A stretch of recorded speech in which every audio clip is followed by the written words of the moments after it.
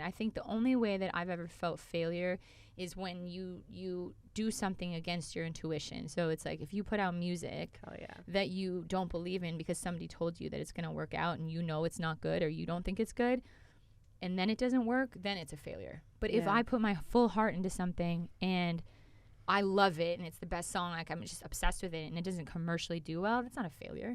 Give it a year, I bet they'll call you a genius. This gorgeous female powerhouse has collaborated with some of the biggest names in music today, including Drake, Jennifer Lopez, BTS, Little Mix, Tori Kelly, Jessie J, Noah Cyrus, Diplo, Max Martin, Stargate, Benny. She's an executive producer, a publishing co-owner, a total babe, if I say so myself. It's Jenna Andrews.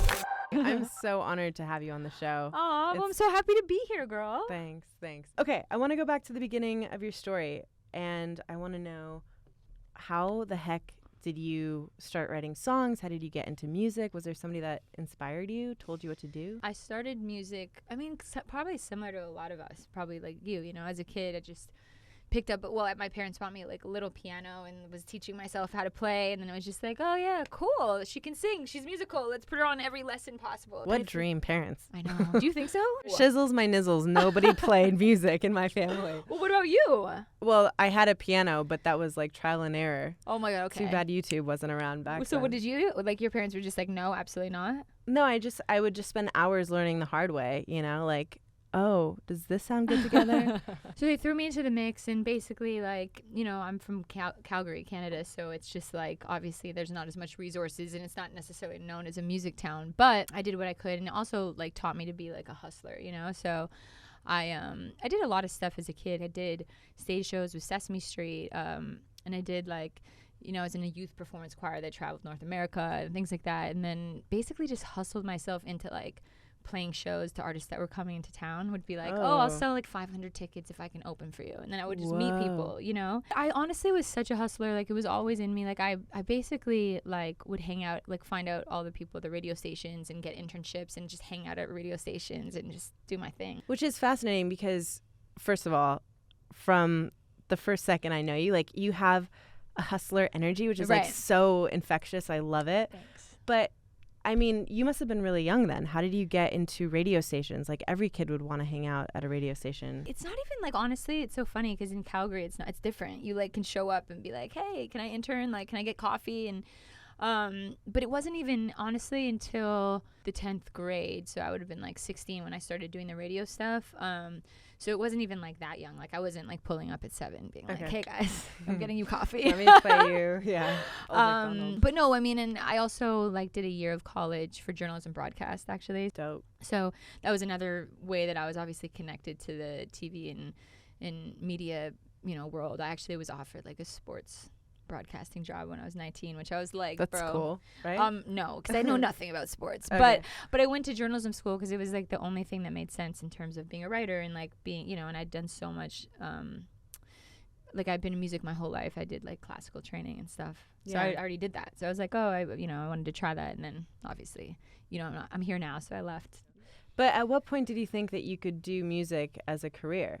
When did I realize it? Or because it seems like as a kid, you already knew that you were going to do this. Yeah, so I think that's what I'm saying. I think I always knew it. Like, I mean, in terms of like actually happened, you mean? I mean, I really think that just in terms of like the way I think, I'm always like somebody who's like, I don't really accept no for an answer. I'm just like, I am doing this. So it's just like, you know, it's different because you don't really have that mentality that this will never not work out, you know. But in terms of like when it became a career, I mean, I would say I got signed to my first production deal when I was 19 when I moved to Vancouver. So that's probably when it all like started.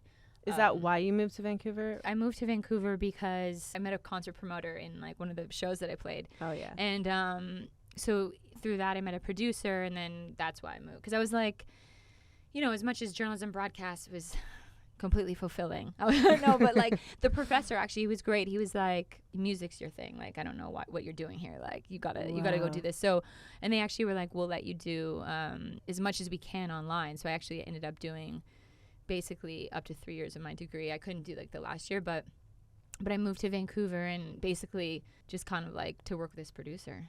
But I actually was interning at like CTV and stuff like that while I was like in the studio, you know. I was just like whatever. I was just like whatever. Like my whole thing is like kind of like hustle all the type of ways until something connects. I mean, that's a rule to live by, right? When was the first time you wrote a song where you're like, damn, this should be a number one?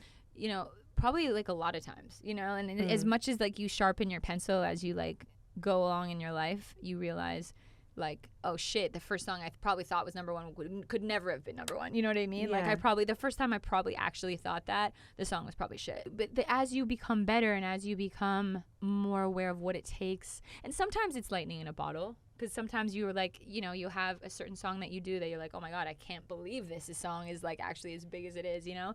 I mean, now I feel like with being an artist and a songwriter and an executive, I have like much more of like a realistic thought process when it comes to being like, okay, I think this could actually really work, because there's so many factors involved in making a hit. You know, it's also it's like obviously the copyright itself, but it's so many other things. It's the artist, it's like the marketing, it's the label, it's like luck. Even things like beyond the song. Oh yeah. It's 100%. I mean, it's not just like a song. You can write the best like smash in the world that everyone's like, this is the number one, but whatever happens, you know, there always is an element of luck that takes it all the way. Who was the first person that really believed in you and gave you a chance? And did you feel like you had to pound on doors, or were doors just like naturally opening and you were following a flow? No, I definitely had to pound on doors. It's so funny. My first manager, who actually found me on MySpace, Go figure. Yeah.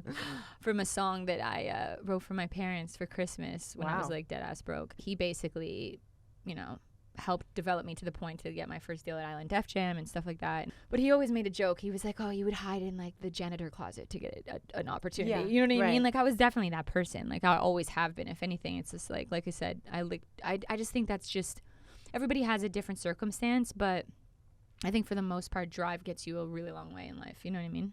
I've done so many daredevil things in my life that are hilarious. Like, I love that's so funny. Artist passes at Coachella when I was like not even having a song out, and like got to be in, you know, like the coolest things. And right. I feel like the same thing is true on the business side, and I feel like you probably have done some bizarre things to get into a room. I don't know. I don't think I can like recall something. I mean, I feel like I've probably done like, you know, been relentless, but I don't think I've done like anything like, I can't like think of anything. But I also think that it's like tenacity is so important. So like for me, like to be able to get into rooms and get what you want, you just have to keep, like, you can't be like, oh, okay, cool, they said no, moving on. Like that's just not how it works. Obviously it's strategy and picking the timing and like sort of having that intuition on when that timing is.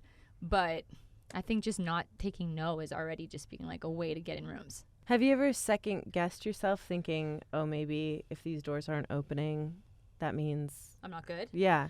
Yeah, of course. I mean, everybody does. It's just like, I think we're all human. And at the end of the day, like what makes a great artist is the insecurities, you know? That's the vulnerability that people want to hear from someone's music. But if you love it enough and this is like what you feel like your purpose is, like it's just, you'll keep going. It's just like a natural thing. It's not even something that can be taught. It's like there's no choice. I'm curious what the biggest risk you've taken has been that paid out. The fact of just like moving from even Calgary to Vancouver when I was 19 was a big risk, because it was like I had, you know, no money, and it was like I was living by myself. Actually, fun fact, I actually auditioned for Canadian Idol. I just remember this. And we stood in line for so long, and I met this girl in line. I met her, I guess, when I was like 18, and like she was the only person I knew from Vancouver. And I was like, any chance I can like crash on your couch? And like literally packed up my car, drove across, you know, just to, you know, it was 12 hours. It was a 12-hour drive. And then, you know, so having that, and then basically like I got a waitress job. I slept on her couch, you know, this girl that I met just randomly in a line. Wow. And it was just like, and it was like kind of like 2 hours outside of the city. So I had to drive back and forth every day, which is crazy. And even like that song that I put on MySpace was like I had literally no money, so some days I would just like pull my car in front of the water and just sleep in my car. Wow. And that's when I wrote that song. I've also slept in my car. It's definitely one of those things that makes you think, and it's also nice in front of the water, like, you know what I mean? Mine wasn't nice because I had to pee. Not as easy for a girl as I was than a like, boy. what? What am I going to do with this?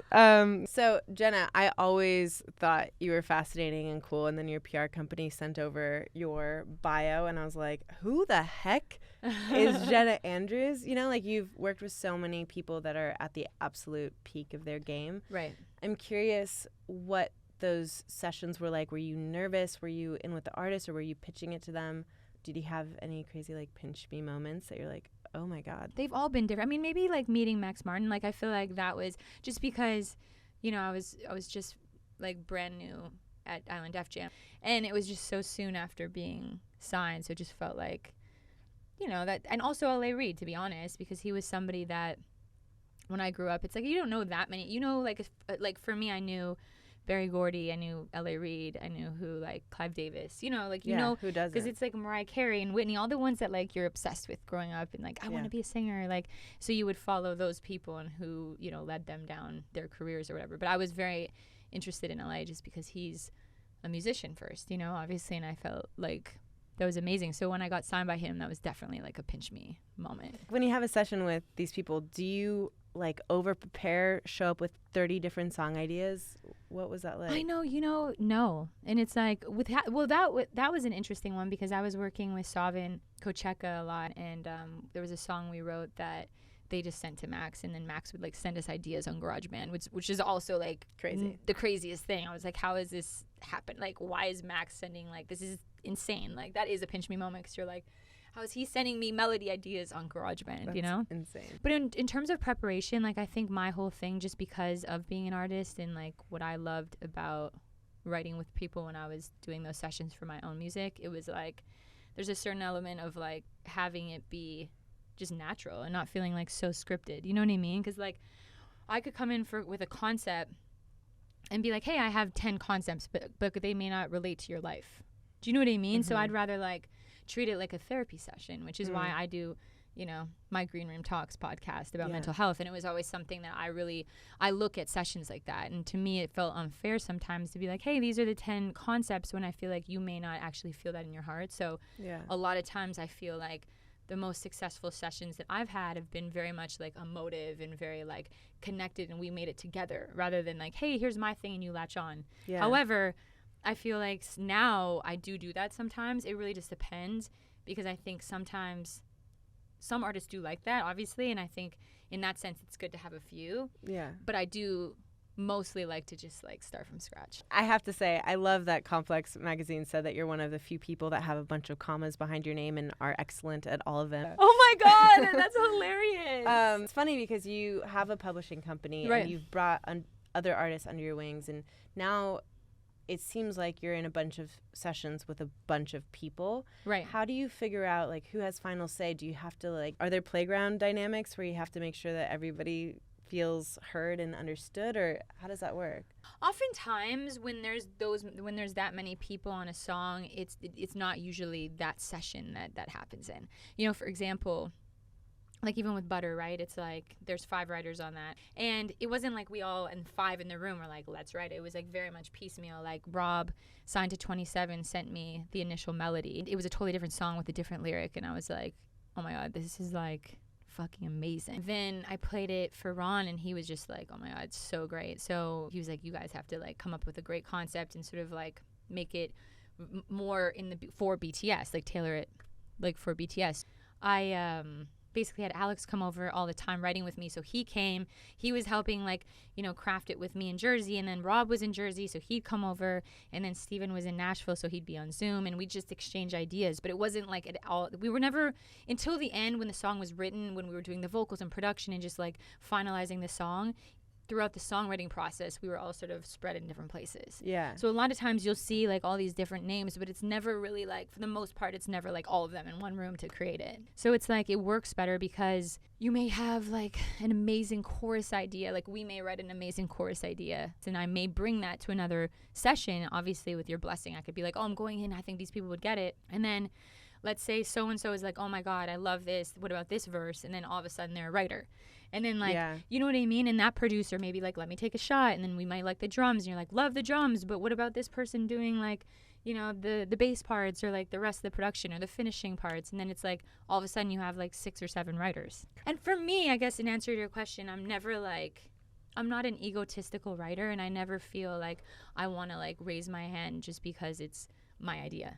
You know what I mean? I want to do what's best for the song, like it's your baby. Yeah. And as you transitioned from an artist to a songwriter as well, what was the first placement or the first time you're like, oh my gosh? When I got dropped from my label, so when I lived in Toronto, a friend of mine called me right after I got dropped, which was really like crazy. It was like, the universe always does that. Wait, can we talk about getting dropped? Because people always say like people always say I got dropped from a label. I'm like, is that not the most devastating feeling? Like, are you like, hell yeah, I just walked away with a bunch of money, didn't have to pay it back? Or I mean, it's definitely devastating. I think it's very like, it was one of the main chapters in my life. You know, it's like when you're turning each chapter, you really feel when a chapter's turning. Totally. Like I feel like that now. Me too. Wow. Weird. But like you open, you're like, wow, this is really that. And it's like, you know, so yeah, I mean, definitely devastating in the sense that like, you know, especially in my experience where, you know, the streaming world wasn't what it was now. So I only got to release 1 EP and 1 single in 7 years. Oh my God. So there was a sense of relief because I think when I was signed too, is a lot of times like the way it worked is they had ownership over your music. Like it wasn't like today where you could just like put shit out and like labels didn't want you to do that. So it was truly being shelved because all your music could not be heard. Yeah. So that was like, so in the sense like there's one part of me that's like, oh, you're like out of prison because you're like, I can finally put out my music. And in my situation, I got to take my master's back. So that was obviously a great thing. Right. Yeah. But then also it really, I guess it just, I mean, listen, I think everything, again, happens for a reason. So I think I feel grateful for the experiences and the relationships and, like, basically, like, obviously sharpening my tools. And I think that was really great. But, I mean, coming out of the situation, it was like, oh, what am I going to do now? For me, I'm like, I just want to be creative. And I love being in the studio and I want to write songs. So to me, it was, like, almost like a blessing? Yeah, in a way. But I think for sure it was, like, it was scary. That segued you into getting your first placement. I mean, yeah, so basically Noah called me and was like, him and Drake were signing Magic Jordan to OVO, and they were like, he was like, can you help develop this project with us or with him? And so, yeah, I just went to Toronto for like a year basically and helped do that. And that was the first experience I had really like working with another artist on that level. Like, I mean, they obviously had such a strong vision already, so it was like, but just being a part of, you know, putting that vision together for the project and also the vocal production and like the songwriting aspect and just having them being like guys too was pretty cool because I was like, I can like think differently with them, you know what I mean? So it was really interesting and it happened at a great time because I was like, oh, I really love this. So, and it wasn't just one song, it was basically the whole project. I want to know, like, what was the worst writing experience you've ever had? Oh my God, no. I'm sure you get asked that. Like, were there any divas or was it like you had a lot of like a pressure for a big opportunity and you're like, oh shit, we didn't come up with anything? Yeah, I mean, it's not like all the time, luckily, because that would be terrible. But when it happens, it's devastating. Yeah. It's like, it's just so disheartening because you walk out being like, oh, you know, especially when you're looking forward to something and like you go in and it just feels like a bad vibe. It's not even necessarily a lot of times about the music. It's about the vibe. And like once the energy and the vibe isn't right, it's like impossible. Get some sage. I know, I'm like, oh. I should walk around with sage from now on. But no, I mean, luckily I really don't have a lot of those experiences, to be honest. I guess, you know, sometimes when artists first get signed and they're really new and really green and they haven't had experience, it's like they have a lot of ownership on what they feel about collaborating. It's like they basically would rather write on their own because they don't want it to mean that they're less talented or something, which I think collaboration is beautiful because it's like it challenges you and also gives you a different dimension. Totally. But not all people look at, especially like a new, younger artist sometimes doesn't look at it like that. In that sense, I think there's been like awkward moments where you're like, okay, well, clearly we're not getting anything today. Yeah. But usually I try to just be like, I'll just be like, yo, let's go kick it. Like, let's go eat. Let's get coffee. Let's get a drink, you know, like. Take a breather. Yeah, so just be able to like really get to know the person because that's so much more important in a writing scenario. I always say like I'd rather write with my mom or like my dog, and then like write with a bad vibe. You know what I mean? Because you can usually pull great ideas out of anybody. You would really rather write with your dog. I love your dog. Your dog is so cute. Okay, we're going to do some like rapid fire questions, okay? Okay. When was the last time you got nervous before stepping into a session? Who was it with? Oh, I mean, all the time. I'm like, that's the whole point of Really? doing a mental health. Yeah, because I feel like Anxiety? like Yeah. it doesn't matter. It's not even who it's with. It's like I struggled with so much anxiety when I was touring and all the press, and like it's so much because we're so hard on ourselves. It's interesting. I literally had to call my mom yesterday because for a couple years I felt like it was an uphill battle to get doors open, and recently it's been the opposite, where I feel like it's like this floodgate of opportunities and I feel so grateful, but then I've never had such a packed schedule in my life, and I think mentally I'm excited and happy, but then like your body is like, why are you moving nonstop from 5 o'clock in the morning to 1 a.m.? I know, exactly. That's how I am too. And it's like, you have to be careful with that. Again, I'm like the worst to even say this because I don't even do any of these things, but like drinking enough water and like being able to have enough sleep, which no, we don't do, you know what I mean? Because we're just so obsessed with this job that you're like, I want to get up, I can't wait. But at the same time, so much of the anxiety comes from not treating your body in the right ways. As women, you have to deal with like the emotional pain and the fucking physical pain, right? And you're just like, totally. Oh my God, like this is like that, and we have to work 10 times harder just to even like get into situations and be on the same level as a man, especially in this business. But you know what? This makes us fighters and makes us amazing. So what's your favorite song that you've ever written? One of my favorite songs is this song that I did with Jessie J back in the day called Personal. It was, again, one of those songs where I think it was a very, like, emotional day and a very, like, emotional period. And I remember walking into the session and just, like, being in so much pain and, like, feeling like, oh, my God, I just want to put this all out. And it just was so special. And then when she sang it and it came to life, it was like, wow. It's a gift, right? It's a gift. You get, like, a little bow.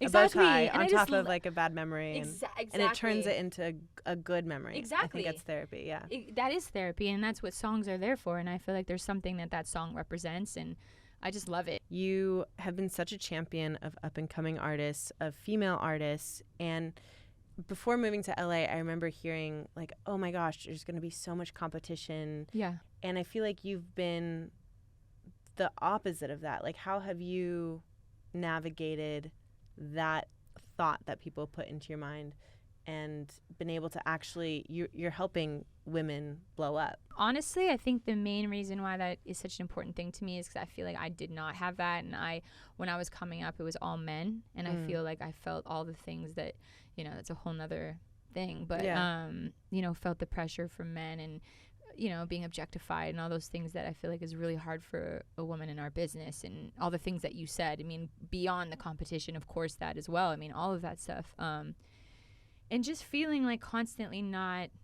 good enough, you know, as a woman and like as an artist, and like being like, oh, I have to look perfect, and having all these unrealistic expectations and things like that, that made me be like, okay, I'd love to be able to be a female positive role model for younger females coming up, or any female. My last question is, the show's Under the Covers, and I want to know, like, what's something that people don't know about you? Like, what's under your covers? Maybe they don't know that I'm like, I mean, I'm definitely like super OCD, but I'm like OCD in a way that's like, I love like organized chaos, in the sense that like I'm really obsessed with like scheduling and like knowing what I'm going to do at all times, but I'm also like always late. But then as a kid, like I was so OCD, like the knocking on things, like it would be like 3 or like multiples of 3, knock on anything. You'd be like, okay, if it was like this, I'd be like, oh shit, I'm gonna have bad luck if I don't knock it again. It's 3 times. And it's like, oh, 4 times, I'm gonna have to do 9 times. It's like ridiculous. I'm like, who am I? But okay, let's do the dare. We gotta figure out, what do you prefer? So we can either set a timer for 10 minutes, write a song.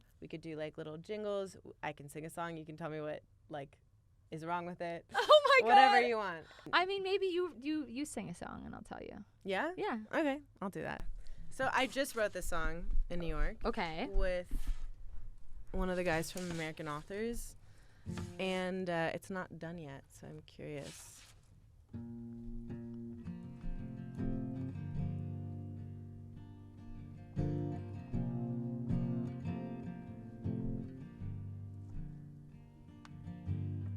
Do you think that you can just find a lover? I'm gonna take the headphones off or else I won't be able to sing. Okay. Who sees behind your eyes like me? And in this whole wide world I can't recover from the way that you looked at me.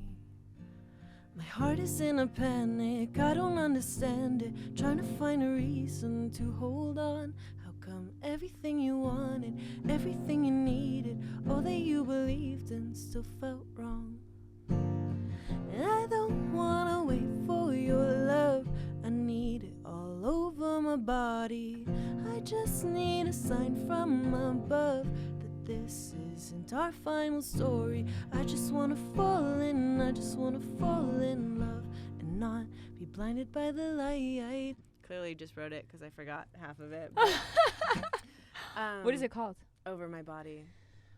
I mean, honest feedback, no sugarcoating. It doesn't matter that there's like 5 cameras on. I feel like what I really strive for in the songs that I write is like a real concept and to really dig into the lyrics. So I feel like some of like repeating like love and like all over my I like what you're trying to say, but I feel like there's a more unique twist that you could have on that chorus. I love the melodies, by the way. I think there's a really beautiful melodies and I love that chorus melody. In the verses, I'm like, okay, I feel the vulnerability and I feel your heart, but then when it comes to the chorus, it's like, what is it saying? Like I hear you, but it feels very like blanket statement. Contrived. Yeah. So what would that be like? What is it, a lyric change? I would think so, yeah. I mean, for me, like a lyric that feels a little bit more like less passive sounding. I feel like if we were writing this, I would be like, okay, how do we like really dig in and get more meat out of this and like not sort of have it feel like, you know, it just sort of like, to me, it's like you're building a story and then it just kind of does this and you're like, okay, cool. But like, I didn't like really feel like the gut of the song. You know what I mean? The song is like, I can't wait forever for you to love me as much as I love you. Like, did you experience all these things and not feel that? So, I mean, it doesn't say that. So that's the thing. And that's, you could be more descriptive in the chorus and still be repetitive. You know what I mean? So. Damn. This is such good feedback. I'm like bowing to you. You're amazing. Oh, you are. I really appreciate you being on the show. Of course, yeah. And I really think that there's a difference between luck and talent and hard work. Yeah. And to have a person with your intentions and the amount of time you've put in to build up your skill set and to just pave your own path.